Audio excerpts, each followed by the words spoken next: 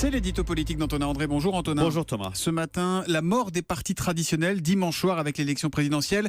On risque bien d'assister au premier jour d'une recomposition de la vie politique sur les cendres du PS d'un côté et peut-être aussi sur celle des Républicains. Le faire-part de décès est signé de la main du premier secrétaire Jean-Christophe Cambadélis. Le PS est mort. Pour Manuel Valls, cela prend la forme d'un divorce entre deux gauches irréconciliables. Nous n'avons plus rien à faire ensemble.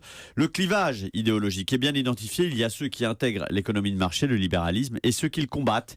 Et la fracture est telle qu'elle est aujourd'hui définitive. À droite, chez les Républicains, c'est moins un clivage idéologique qu'une question de stratégie qui fracture le parti entre ceux qui appellent à soutenir Emmanuel Macron, y compris parfois en allant jusqu'à travailler avec lui, et ceux qui veulent rester dans l'opposition frontale, mais une opposition rabougrie menacée par un FN de plus en plus hégémonique. Alors Emmanuel Macron avait annoncé la couleur dès le départ. Son élection se ferait contre les partis de gouvernement traditionnels. S'il est élu dimanche, sa prédiction se réalisera. Antonin, on parle souvent de la fin des partis. Est-ce qu'ils sont amenés à disparaître totalement pour laisser la place à des mouvements plus participatifs liés à une personnalité comme En Marche avec Macron ou les Insoumis de Mélenchon? Alors non, la fin du PS et la fin des Républicains sous leur forme actuelle correspondent à un moment de recomposition politique, mais les partis en eux-mêmes ne sont pas morts. D'une part, leur existence est garantie par l'article 4 de la Constitution. Les partis concourent à l'expression du suffrage. Ils sont donc indispensables à la vie politique.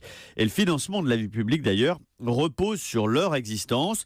Et Emmanuel Macron, d'ailleurs, va s'y plier puisque son mouvement En Marche deviendra un parti au lendemain de l'élection, qu'il gagne ou non. Ce qui semble mort, en revanche, ce sont les partis à l'ancienne, des milliers d'encartés convoqués chaque semaine à la réunion de section pour discuter de la ligne du mouvement, de la stratégie. Les militants, en fait, désertent depuis des années ces partis dans lesquels ils ne se reconnaissent plus. Alors oui, on voit émerger de nouvelles organisations, En Marche ou les Insoumis. Ce sont des nouvelles voies du militantisme sur les réseaux sociaux, caractérisées d'ailleurs par un plus grand nomadisme des électeurs, dont les primaires sont devenues aujourd'hui la plus éclatante expression. L'édito politique signé Antonin André. À demain, Antonin.